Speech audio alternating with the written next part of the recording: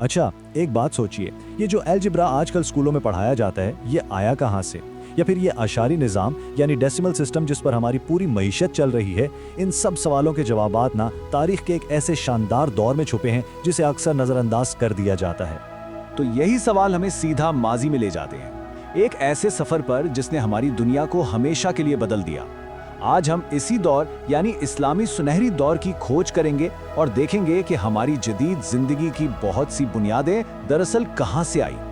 देखिए, इस्लामी सुनहरी दौर सिर्फ तारीख का कोई बाब नहीं है।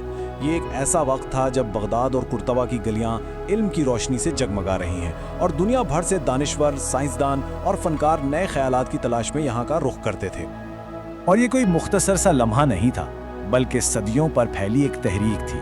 इसकी शुरुआत हुई 8वीं सदी में अब्बासी खिलाफत के क़याम से और 14वीं सदी तक इसने दुनिया को अल-ख़वारिज़मी जैसे रियाज़ीदान और रूमी जैसे अजीम शायर दिए। लेकिन सवाल ये है कि आखिर ऐसा क्या था जिसने इस दौर को इतना ख़ास बना दिया? वो कौन से अनासिर थे जिन्होंने मिलकर एक ऐसी तहजीब को जन्म दिया जो इल्म और जिद्दत का आलमी मरकज़ बन गई? आइए ज़रा इसकी तह में उतरते हैं। इसकी बुनियाद कई सुतूनों पर थी। सबसे पहले तो इस्लाम में इल्म हासिल करने पर जो जोर दिया गया, उसने मुसलमानों को दुनिया भर से इल्म इकट्ठा करने पर उकसाया। फिर बगदाद जैसा शहर जो सिर्फ तिजारत का मरकज़ नहीं था बल्कि एक मेल्टिंग पॉट था, जहां मुख्तलिफ मज़ाहिब और सकाफ़तों के लोग एक दूसरे से ख्यालात का तबादला करते थे। यही फ़िक्री कुशादगी और रवादारी का माहौल वो ज़रखेज़ ज़मीन थी जिसमें जिद्दत के बीज ने जड़ पकड़ी। और बस इसी साजगार माहौल ने इस चिंगारी को एक ऐसे शौले में बदल दिया जिसने साइंस और रियाजी के मैदान में इनकलाब बर्पा कर दिया। आइए देखते हैं कि इस शौले ने दुनिया को कैसे रोशन किया। सबसे बड़ी जो पेशरफ्त हुई ना, वो थी रियाजी के मैदान में। अलजेब्रा, ट्रिग्नोमेट्री और यहाँ तक के सिफर का तसव्वुर, जिसके बगैर आज कंप्यूटर प्रोग्रामिंग का सोचना भी नामुमकिन है, ये सब इसी दौर की देन है। और इस पूरे इनकलाब के मरकज़ में जो एक नाम है वह है अल-ख़वारिज़मी का।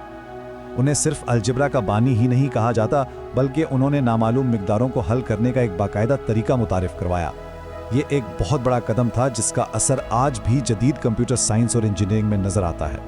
एक चीज़ यहाँ समझने वाली है, अल-ख़वारिज़मी और दूसरे मुस्लिम रियाज़ीदानों ने सिर्फ नए नज़रियात ही पेश नहीं किए, बल्कि उन्होंने इल्म को मुनज़्ज़म और काबिल इस्तेमाल बनाया।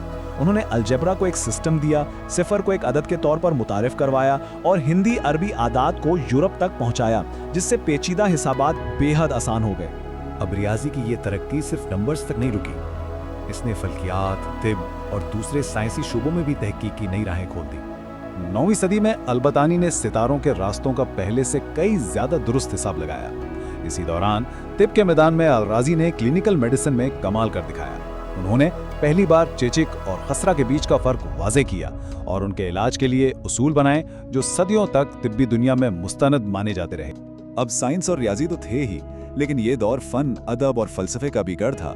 यहाँ के शायरों और मुफक्करों ने इंसानियत के गहरे सवालात पर गौर किया और ऐसे शाकार तख्लीक किए जो आज भी हमारे दिलों को छूते हैं। 13वीं सदी के अजीम सूफी शायर रूमी, उनकी शायरी उसी दौर की रवादारी, मोहब्बत और इल्म दोस्ती की अक्कासी करती है। उनके अल्फाज हमें याद दिलाते हैं कि असल ताकत दलील और मोहब्बत में है, ना कि शोर और तसादुम में। तो इस दौर की रूह क्या थी? ये थी एक शदीद फिक्री तजस्सुस की। इसकी एक मिसाल बगदाद का बैतुल हिकमत है, जहां यूनानी, पारसी और संस्कृत की किताबों का अरबी में तर्जुमा करने का एक बहुत बड़ा मंसूबा शुरू किया गया। ये नए ख्यालात को अपनाने की आमादगी और रवादारी की रिवायत थी जिसने इस तरक्की को मुमकिन बनाया। उस दौर की आवाज़ आज भी हमारी दुनिया में गूंजती है। आइए देखते हैं कि इसकी बाज़गश ने ना सिर्फ इस्लामी बल्कि मगरबी तहजीब के मुस्तकबिल को भी कैसे शकील दिया। तो देखें कि ये इल्म यूरोप तक पहुंचा कैसे। मुस्लिम उलमा के काम जैसे इब्न सीना की तिब्बी एनसाइक्लोपीडिया अल-कानून फित तिब, उनका लातीनी और दीगर यूरोपी ज़बानों में तर्जुमा किया गया। अलजबरा और फ़लसफ़े की किताबें यूरोप की इब्तिदाई यूनिवर्सिटियों में बुनियादी निसाब का हिस्सा बन गई। ये इल्म का एक ऐसा दरिया था जो मशरिक से मगरब की तरफ बहा और उसने यूरोप की फिक्री ज़मीन को सिराब किया, जिससे वहाँ रिनेसांस यानी निशात सानिया की फसल तैयार हुई। ये तहजीबों के दरमियान इल्म के तबादले की एक ज़बरदस्त मिसाल है। तो इसकी मिरास दोहरी थी।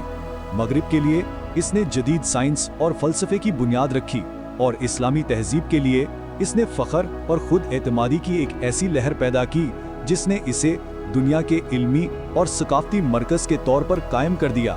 تو اس سب سے جو سب سے اہم بات نکل کر آتی ہے وہ یہ ہے کہ ترقی کی کہانی کسی ایک قوم کی نہیں بلکہ یہ پوری انسانیت کی مشترکہ میراث ہے۔ یہ ایک ایسی عمارت ہے جسے مختلف ثقافتوں نے مل کر صدیوں میں تعمیر کیا ہے۔ اور یہ بات ہمیں آخر میں ایک بہت اہم سوال پر لا کر کھڑا کر دیتی ہے۔ اسلامی سنہری دور ہمیں سکھاتا ہے کہ رواداری، علم دوستی اور مختلف ثقافتوں کا ملاپ ہی ترقی کی کنجی ہے۔